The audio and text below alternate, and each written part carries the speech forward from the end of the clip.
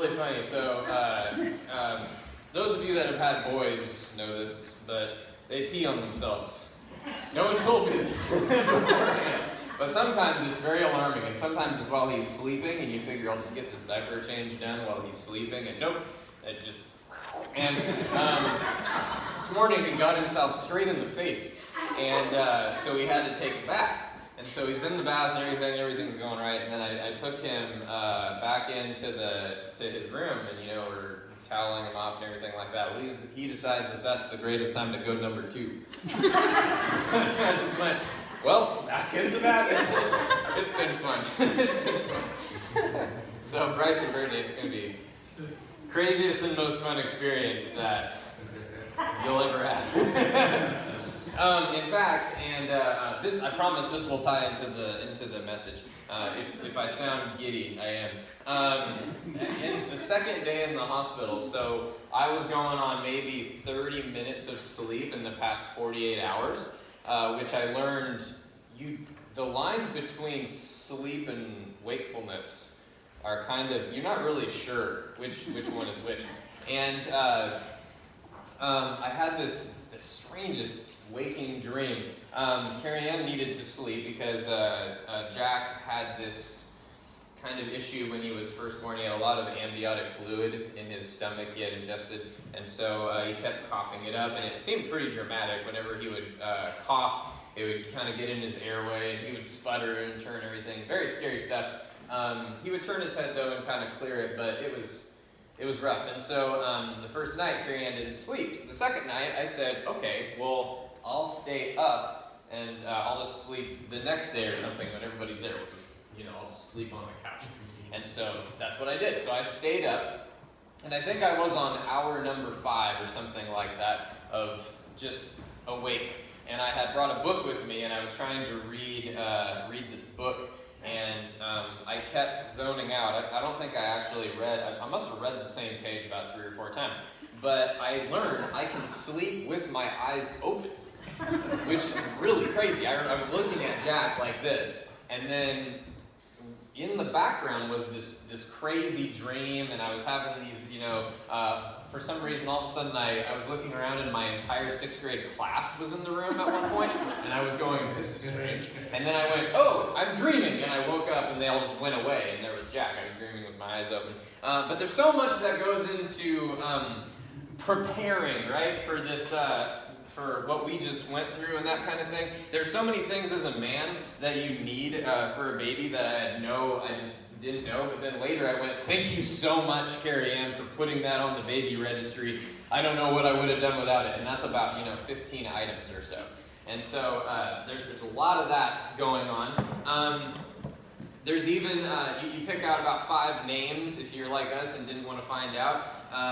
We actually went with Jack. He was supposed to be George. But we went with Jack because he was born on 7 years to the day. My grandpa died 7 years ago to the day that Jack was born. On that exact day, my grandpa Jack died. And so we named him Jack. He was supposed to be a Jack, evidently, when he came out. And the most meaningful experience of the entire thing was when my grandma came in. My grandma, who was Jack's wife. And she's sitting down and she's holding her great-grandson, who is named after her deceased husband. And I lost it. The waterworks just started. That's another thing. You learn that you're more emotional than you thought you'd be. I all of a sudden would just burst into tears. And I would just sob. And Carrie Ann would go, what's wrong? What's happening? I don't know. It's so beautiful. I didn't know I was that way until, man, I just had no idea. And sometimes it would just, and then I would just stop and go, whoo. Oh man, glad I got that out. Yeah, so that's been going on. I won't erupt in tears during this message, but there we go. There's nothing you can quite do to prepare yourself. Those of you that have had kids know this, and I thought that I knew this, and I didn't. And there's nothing you can do, possibly nothing at all you can do to prepare yourself However, there's a ton that you can prepare. This is a strange segue, I'm sorry. There's a lot that you can do to prepare yourself for Easter. See how weird that was? I really tried. There's a lot that you can do to prepare yourself for Easter. And in some ways, it's a lot like Christmas. And, wow, I should have used that to actually transition from Jack's. Okay, next time. There's a lot that you can do to prepare yourself for both of those. They're two massive holidays in our faith, Christmas and Easter. And there's a ton of preparation that goes into each. In fact, there's a constant reminder of the preparation. Actually, not constant. I didn't realize it was still there. I looked out the window the other day when I was trying to wake Jack up to be fed, and so I usually take him to the window, and I just think it's funny, the bright light hits his face, and he goes like that. I think it's hilarious. Anyway, Carrie Ann thinks it's kind of cruel, but I looked outside and I realized, what's that thing out there? Like right next to the yard debris bin. And I was looking and I was like, it's a big, massive oh, it's the Christmas tree. Our Christmas tree is still outside. I forgot. I was supposed to take a saw and cut that up a long time ago. I better do that. But that's kind of a sign of like, the amount of preparation that goes into Christmas. I mean, you know what I mean? You hang things, and you have to buy the wreath, and you have to go buy the tree, and you have to go buy the presents, and you have to go wrap the presents. Usually by the time you get to Christmas, if you're like me, you've already experienced it about 5 times, it feels like, and then it's Christmas Day. Oh yeah, of course it's Christmas Day. We've already done this about 5 times. The same is true for my family when it came to Easter. And, everybody makes that thing that they usually make. For my mom, it was ham. There's something about Easter and ham. I've really tried to find it in the Bible and find some where it came from. I have no idea. There's also the deviled eggs, which I find hilarious. Everybody has deviled eggs at Easter, and if you think about it, as a really funny pun, deviled eggs on Easter. No, just me. And my grandma would always make the deviled eggs. If you were to take away the responsibility of making the deviled eggs from my grandma, the passive aggressiveness would be really thick in that room. Oh, who made the deviled eggs this year? I wasn't asked. That's kind of how it would go. But there's always, preparations that go into this holiday. Canby Christian Church, you heard Pastor Ken, I think, last Sunday, right? Is that correct? Okay. Pastor Ken would do this service that we called Maundy Thursday, which, there's Good Friday, and the service that used to come before that in the old tradition was Maundy Thursday, kind of celebrating the moments of the Passover and before Jesus was led to the cross and to be punished by the Romans and by the Jewish people, which occurs on Friday. So it's kind of a tradition that we've almost forgotten now. There's 2 Sundays, as you know, that all of your friends come to church, right? There's Christmas and Easter. Christmas and Easter. And usually, if it's a person that, like I have a couple friends that don't ever go to church, and their grandmas will expect to be taken to church on those days, and so that's the day where they always come to church and they bring grandma with them, are Christmas and Easter. There's a reason for those 2. There's a lot more preparation that goes into one of them, Christmas. We've kind of forgotten all the preparation, though, that goes into Easter. So I'm going to kind of touch on that today. There's some things that Jesus said in relation to getting ready for his own death. As you can imagine, if you were getting ready for your own death, which was imminently going to show up with a lot of pain and suffering, there's a lot of preparation that you would have to go through mentally as well to go through that. So he has to, it's almost more for his disciples. He has to take them through that. But there's some things that I've learned in my preparation of becoming a good father, which I don't think I'm there yet. But the things that I've learned is that, first of all, sleep is relative. Very relative. 4 hours, by the way. Some of you that haven't had kids, 4 hours seems like, wow, 4 hours, what a rough night. 4 hours is so great. Wow, 4 hours is vacation. Vacation levels of sleep. You wake up and you're like, oh, what day is it? It's so wonderful. You also realize that everything your kid does can be forgiven with one of those open-mouth joy smiles, right? Everything they do. If they kept you up all night, they've been eating, sleeping, and pooping constantly, sometimes all 3 at the same exact time, and crying for some reason while sleeping, which happens. I don't know why. All that can be forgiven just at once. just all at once. They can smile at you, and all of a sudden, everything that they've put you through in the past 12 hours is gone. It's erased. And all of a sudden, you're just right there in the moment. The same is true with today, with today's verse. So if you have a Bible today, I'm in Luke 9 today. I'm all the way in Luke. I know I've been in John, if you remember it. I'm glad some of you don't keep track because I'm all over the place. And today, I'm in Luke. I'm in the same sequence of story. I just kind of like how Luke tells this. My Bible, at least, says it's also in Matthew and Mark. And I've kind of gone there and I've read both of those. I like the way that Luke words his story a little bit better. It's the same exact story every which way, but I like the way he words it a little bit better. And we're going to start with a little bit of backstory. So Jesus is late in his ministry at this point. He's been ministering for a few years so far. And I don't know if you remember, as I've been talking about how the constant threat of being killed was always over his head, hovering like a dark cloud. Constant threat of being killed, right? And everywhere he'd go, the disciples would go, "Oh, you can't go back to this city again. They don't like you." It's kind of like being a wanted man in various states. And, "Oh, they've got a warrant for your arrest there. Oh, they've got a warrant for your arrest there. You have to go between state lines, and we'll just shuttle you over here." That's kind of how it was. And just the constant threat of being killed loomed over Jesus. That's where he is right now. And so this verse, to me, as I'm reading the entire anthology, doesn't seem to be that big of a shock, but to his disciples, this verse was a pretty big shock, as we start in Luke 9:27. We're going to start at verse 27. This was a huge shock to them, I guess. And as my research kind of delved into it, there is an insight in the Jewish culture as to why it would have been a big shock. If you're reading this, you're kind of taking the side of us in the modern age that have kind of all of this in retrospect, and we get to say, look at you guys, but really they had a lot of fear about this.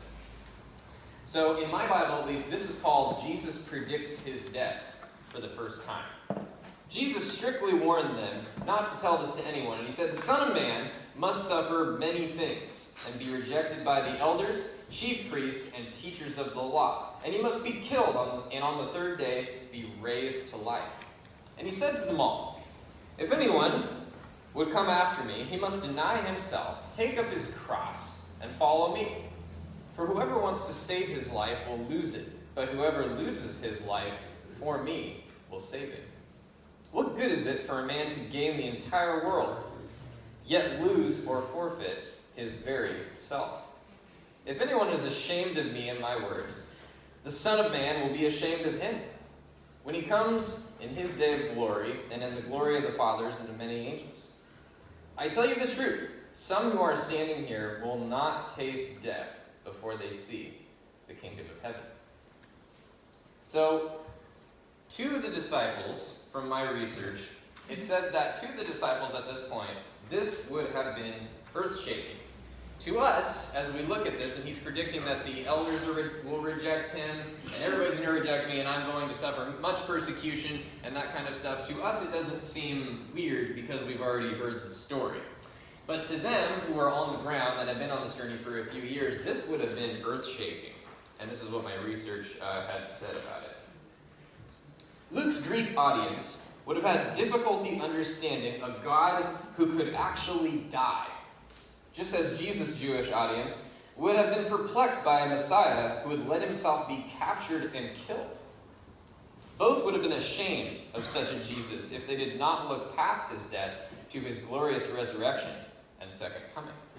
So this would have been huge news. Now, as we go to Palm Sunday, which I believe is next Sunday, if I'm not mistaken, next Sunday, as we go to Palm Sunday, we're going to kind of see a Jewish culture which is perplexed and also really doesn't get what Jesus is all about, even though his whole ministry has been him preaching the gospel of forgiveness over and over and over again. And no, I am not here to save you. There is one coming who will forgive you of your sins, and then you get to spread this. A lot of people either hadn't heard that yet or didn't really get it, because for all they saw, Jesus was the first hope they had had in hundreds of years. And this first hope that they had had in hundreds of years was also speaking to thousands upon thousands of people, and he gathered a huge crowd. This could be the guy to lead a revolt, to finally rise us up and defeat these evil Romans that have captured us and held us for so many years. We've been delivered over and over again. We were the greatest kind of deliverance. He wanted a deliverance that to this day the world hates, and to this day it is a holiday that grandma still wants to be taken to, because deliverance is relevant, it is real, and it is alive today. Amen? So that is kind of where we're going, and that's where Jesus is going as well. And it's very powerful. Now, what's about to happen is a story that we don't tell each other for some reason. It's a story that we don't really ever go into as a church, and I don't really know why. At least my church growing up never went into this story. If you're a believer, you know the basic fundamentals of Easter, right? You know that Jesus had his whole ministry. You know that he predicted his death over and over again. You know then that a guy named Pilate was given judgment over him when the Jewish people brought him to Pilate. You know that he was betrayed by one of his own named Judas Iscariot. You know that when Judas Iscariot betrayed him, he betrayed him with a kiss. And then Pilate stands over him and has the goal of getting rid of this problem. He doesn't want the problem because he doesn't want the Jewish people to rise up against him. He doesn't want to go back to his Roman leaders and say, hey guys, I'm really not cutting it over there with the Jewish people. And so he attempts to get rid of Jesus over and over again because according to Roman law, he's really done nothing. And so he's put in this horrible position, but he makes an even more horrible choice. You know all of this. You know that after 3 days, Jesus is brought forth from the dead, and then appears to his disciples again in the upper room, and he appears to Mary first in the garden. She thinks he's a gardener. You know all of this. This is all kind of fundamental stuff. This is Little League. Now, what you may not have heard, or if you've read this, we don't tell each other, at least this wasn't told to me in my childhood, was that Jesus gives his disciples one big clue as to who he is. If they didn't already know, which the disciples are kind of slow on the uptake. They're like you and me. So they're going around like, huh? You mean you can save us from that too? That's kind of how we are through our days, you know? All of a sudden we'll encounter another big problem and, oh my goodness, God, it's another big problem and I don't know if you can... And this happens over and over again. I know. I do the same exact thing. It'll be a financial problem or it'll be a problem with Jack or something like that. And all of a sudden I'll go to God and say, I don't know what to do, Lord. I'm at my wit's end. And he probably is standing there at the edge of heaven that's not how he works. But if he does, it would be a funny comedy for him to stand there and go, that idiot. I love this guy so much, but oh my goodness. It's like having a kid. And that's exactly, I think, where the disciples are coming from. So finally, Jesus, I think, now this is just me reading into the story, I think Jesus finally goes, okay, I'm going to give them something. And if they think healing blind men and making people walk and, raising the dead is something, wait till they see this. They're not going to believe it. So here we go. Verse 28. I need to get a Bible that has bigger print. If you notice me doing this, for my birthday, that would be a great present. About 8 days after Jesus said this, or glasses, he took Peter, John, and James with him and went up on a mountain to pray. This wouldn't have been that out of the ordinary, right? Taking the main group and bringing them up to a mountain. But it keeps going. Verse 29. As he was praying, the appearance of his face changed, and his clothes became as bright as a flash of lightning. 2 men, Moses and Elijah, appeared in glorious splendor, talking with Jesus. They spoke about his departure, which he was about to bring to fulfillment at Jerusalem. Peter and his companions were very sleepy. Why? I don't know. This would really arouse me out of sleep. But then, when they became fully awake, they saw his glory and the 2 men standing with him. As the men were leaving Jesus, Peter said to him, Master, it is good for us to be here. Let us put up 3 shelters, one for you, one for Moses, and one for Elijah.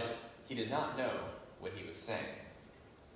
To backtrack, as I read this again, I got goosebumps, because it's as if Jesus brought his main inner circle up to the mountain and says, watch this. And all of a sudden brings forth the two men that people are constantly asking about, if you go back in Scripture and you go back in Jesus' ministry, people are always going, "Ooh, are you Moses or are you Elijah?" And no, in fact, those were prophets, and I can conjure them just by snapping my fingers. They can descend out of heaven and we can have a conversation about what's actually going to happen. And if you think that's strange, it keeps going. Verse 34. While he was speaking, a cloud appeared and enveloped them, and they were afraid as they entered the cloud. A voice came from the cloud saying, "This is my son, whom I have chosen. Listen to him." When the voice had spoken, they found that Jesus was alone.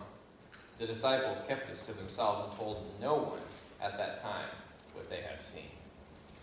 Now, what I did when I read this is I read it about 3 or 4 times. I just sat there and wanted to imagine the entire situation. Can you even imagine going up to this mountain to pray, and you fell asleep, which is actually kind of a foreshadowing of what will happen later, right? When Jesus is about to be murdered, and he's in the garden with those same disciples, and they keep falling asleep while they're supposed to be praying. I guess it happens to them chronically, but as this is happening, all of a sudden, Elijah and Moses, boom, just out of the clouds, coming in, Jesus glowing, just like lightning. And then all of a sudden, as the disciples still don't get it, and are going, "Oh my goodness, this is so great that you have backup," because you need it for some reason. There's Moses and Elijah, and now everything is perfect, right? Let's build some tents, let's celebrate.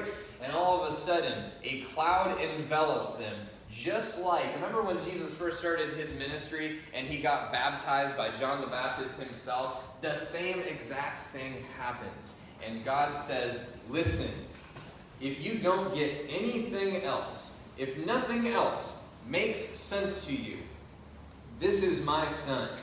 Listen to him. He is about to go through something, and it is for you." What a powerful story. I think this is almost more powerful than when he rides into Jerusalem, because when he rides into Jerusalem on a donkey, which you should bring friends for next week, that's a great story, but when he rides into Jerusalem on a donkey, people don't get it. They really don't understand. They go, "Oh, he's here to save." They don't get it at all. But this is something that he gives his disciples. It's almost God speaking directly, well, it is God speaking directly to them and saying, "Don't miss this. Don't miss what's about to happen." So as you prepare for this upcoming season, I'm doing a few things to get myself ready. Now, there is a celebration called Lent, which was 40 days, and that's usually celebrated by the Catholic faith. And also, I learned from a few kiddos of mine that go to Russian Orthodox churches, the Russian Orthodox faith does that as well. But it's all to get you ready for what's about to happen, to reflect on what Jesus' sacrifice means to us. So what I've been doing is I've had a Bible study going for the last few weeks. And I think it's a 40-day long Bible study. And what it focuses on is every single moment of this entire event timeline. So there's even a moment there was an entire subject the other day just with Judas coming and betraying Jesus, just with him planting a kiss on Jesus. And it was so deep and so powerful. And it's on the Bible app. I wrote it down. But now I can't see it. Oh, well, I wrote it down somewhere. Yeah. But there's it's on the Bible. Oh, it's called Journeying with Jesus, 40 Days of Purpose. It's called Journeying with Jesus. So if you want to look that up, you got the Bible app. That's a great place to start. What I would also say is prepare for the power of this moment. There are certain times when Jesus would step back, just like we talked about today, and say, "Look, if you miss anything, don't miss this." That's one of these holidays. So bring someone that needs to hear the good news, that needs to hear that forgiveness isn't all about the things that you do, that needs to hear about forgiveness isn't all about knowing a great deal of information about God. They can know absolutely nothing about God and come to a church service and hear the good news. But last but not least, I take you back to Luke 9:23. It foreshadows something. It foreshadows a guy who was standing on the side of the road that the Romans, basically forced into helping Jesus, but it's kind of a call to action. It's take up your cross. Then he said to them all, this is verse 23, if anyone would come after me, he must deny himself completely and take up his cross daily and follow me. In the book Not a Fan, they talk about this as taking up an instrument of torture to follow someone who has all of the answers. To literally take your dead self and to hoist it on your shoulders and say, that's it, and follow the guy who can save you, right? Pastor Ken, who came last week, when I was in high school, he was my youth pastor, if you didn't know. He would say something all the time before we go on mission trips, or whenever he was talking about world missions and missions at home, and any church event where we would bring a lot of people. He used to say, let's say that you were on the Titanic when it sank in, I believe, 1914. You were on the Titanic. And as it's sinking, people begin to run around and yell at you and say something like, are there any life preservers or boats or anything like that? We don't know where they are. They come to you kind of screaming this thing. And Pastor Ken used to say, what if you were the only person that knew where these lifeboats and where these life preservers were? Wouldn't it make you feel like you needed to act now? Wouldn't you want to save all of these people that were about to drown? Wouldn't you see the ship sinking around you and say, okay, here's what we need to do. You do this. You grab it. Wouldn't you be doing that?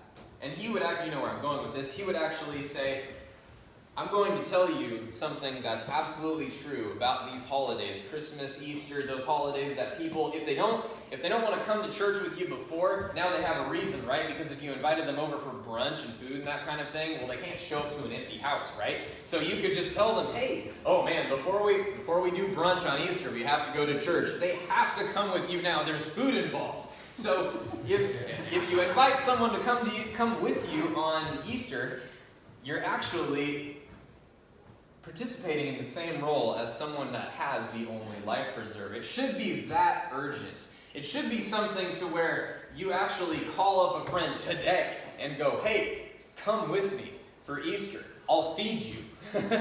And then what they're actually doing is getting fed, right?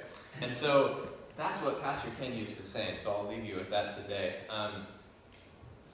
Like I said, there's nothing that could possibly get you ready for what Carrie Ann and I and what Brittany and Bryce are going through. There's nothing that you can possibly do or read. I read a whole book and I have no idea. What did it help me with? There's nothing that you can possibly do to prepare yourself for that. There was nothing that the disciples by themselves could possibly do to prepare themselves for the death of their best friend, a friend who would save the world. But this event kind of did, and it kind of does for me. Let's pray. Dear Jesus, thank you so much for your death, burial, and resurrection. I'm so thankful for my family and all of the people that have prayed for Carrie Ann and I through this big turn of events and big change in life. I pray that you would continue to be with everybody here as they go home and kind of think of someone that they would like to invite to the next few weeks of services. I thank you that you freely gave your only Son to give us a gift that we could not achieve ourselves, to grant us with eternal life, Lord. And I pray for all the people in the world today that do not know or do not want to know, especially in the Portland area, that are the nuns, the people that want nothing to do with you and nothing to do with your Son and nothing to do with organized religion, Lord. I pray that some of those people come to some church services and hear the good news this Easter Sunday. Amen.